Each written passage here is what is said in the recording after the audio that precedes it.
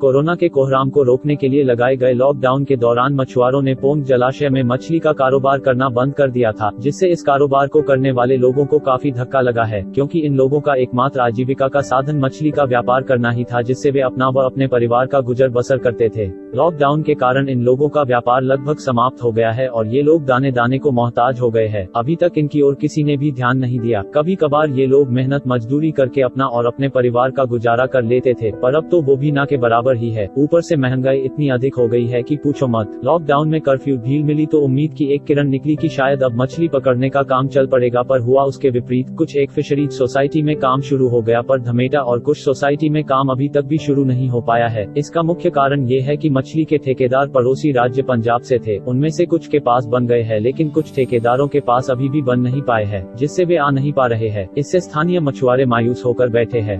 आज मछुआरों के प्रधान मदन लाल, देवराज, दिलभाग, विपन, शमी, रंजीत, रिंकू, रमेश, मेहर, तिलक, सुभाष, रविंद्र, लेखराज, केवल, शक्ति, साधु, नरेश, राम, इंद्र और रामपाल आदि ने बताया कि इस समय सोसाइटी में कुल 259 मछुआरे काम करते हैं, जो इस दौरान काफी परेशानी से गुजर रहे हैं। सरकार और मत्स्य विभाग हमारी समस्या को ध्यान में रखकर इस प्रकार की समस्या को जल्द पूरा करे। सोसाइटी का क्या नाम मेंबर हूँ, और ये जब का क्या ना लॉकडाउन हुआ है, हमारे को क्या ना गवर्नमेंट की तरफ से कोई भी सहायता नहीं मिली है।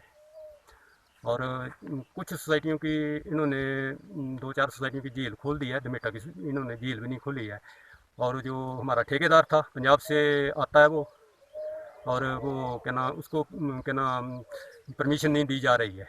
तो कृपा करके इसको परमिशन दी जाए और हमारा जो काम रुका हुआ है वो शिकारी लोग जो अपना रोजी रोटी का अपना काम चला सके।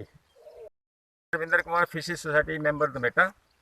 मैं सरकार से ये मांग करता हूँ कि जब से ये लॉकडाउन की स्थिति हुई है तो मछुआरों का, हमारे जो गरीब मछुआरे हैं और जिसमें मैं भी काम करता हूँ, हमारी रोजी रोटी जो है वो अब छीन ली गई है। बाकी की सोसाइटियाँ, जितनी भी सोसाइटियाँ हैं वो लगभग सारी खुल गई हैं। हमारी दमेटा की जो सोसाइटी है और उसके साथ 3-4 सोसाइटियाँ और हैं, वो अभी तक उनको परमिशन तो मिल गई है, पर हमारे जो ठेकेदार हैं, स्थिति ये है कि ठेकेदार हमारे पंजाब के हैं, वो आने से यहाँ कतरा रहे हैं क्योंकि तो उनको परमिशन नहीं मिल रही है। मैं सरकार से ये मांग करता हूँ, खास करके अपने मंत्री महोदय से मांग करता हूँ कि ऐसी हमारी स्थिति हो गई है कि हमारे बच्चों का जो पालन पोषण है वो हमारी ये आजीविका का एकमात्र ही सहारा है जी, जो सोसाइटी है हमारी, जिसमें हम मछुआरे झील में काम करते हैं। तो मेरी सरकार से मांग ये है कि अभी इस जो हमारा ठेकेदार है उसको इस चीज़ की परमिशन दी जाए कि वो हमारी सोसाइटी में आए और मछली एकत्रित करके वो अपना भी काम करे और हमारा भी काम, हमारी भी रोजी रोटी चले जिससे। ठीक है। जब इस बात को लेकर विभाग के फिशरीज ऑफिसर नितिन महंत से बात की तो उन्होंने बताया कि मामला मेरे ध्यान में है और जल्द ही समस्या का समाधान किया जाएगा। और मैं मत्स्य अधिकारी दमेटा पोंग डैम रिजर्वॉयर में, हमारे पूरे पोंग डैम में 15 सोसाइटीज़ हैं, फिशरीज कोऑपरेटिव सोसाइटी। तो उसमें से कुछ एक सोसाइटीज़ का काम स्टार्ट हो गया हुआ है और कुछ एक सोसाइटी का काम अभी पूरी तरह से चालू नहीं हुआ है। उसके पीछे ये रीज़न है कि कुछ एक जो हमारे कॉन्ट्रैक्टर्स हैं वो अदर स्टेट से बिलोंग करते हैं और अदर स्टेट से यहाँ पर आने के लिए उन्हें पास की अवेलेबिलिटी नहीं हो पा रही है। ड्यू टू दैट रीज़न वो यहाँ पे नहीं आ पा रहे और इस वजह से हमारे जो फिशरमैन हैं उनको काफ़ी नुकसान हो रहा है। और क्योंकि कुछ एक फिशरमैन ऐसे भी है जिनकी पूरी की पूरी आजीविका फिशिंग के ऊपर ही निर्भर करती है।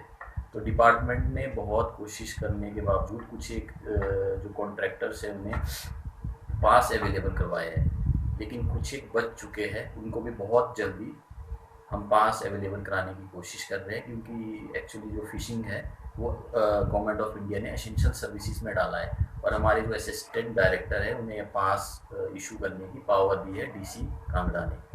तो बहुत ही जल्दी इस चीज़ के ऊपर भी काम हो रहा है और वो आशा करते हैं कि कुछ ही दिनों में जो फिशिंग एक्टिविटी जो बंद हुई है अभी तक वो भी चालू हो जाएगी और फिशरमैन जितने भी हैं उनकी आजीविका को पूरी तरह से कंट्रोल या फिर उनको मदद होगी बहुत ही जल्दी।